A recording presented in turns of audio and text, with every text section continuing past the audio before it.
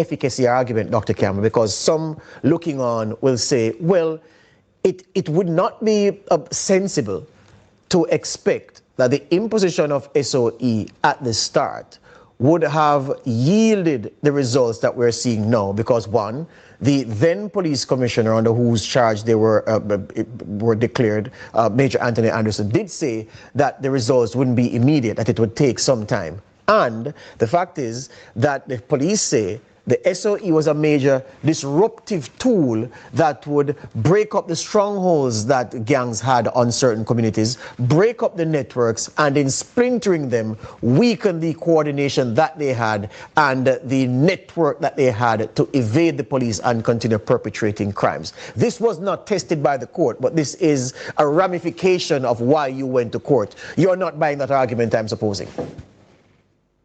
No, and the current Commissioner of Police, Dr. Blake, probably wouldn't be buying it either.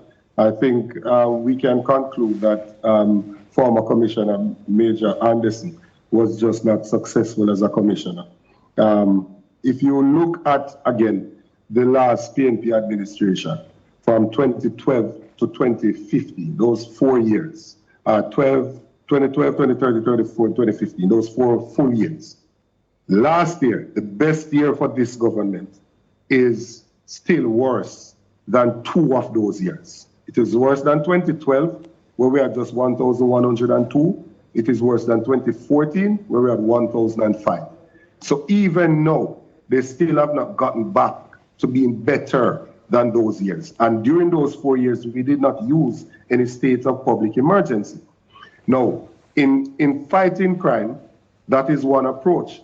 But there is also the other approach of preventing crime, building the community relationship, information gathering, using legislation. So we passed DNA Act, we passed anti-gang legislation.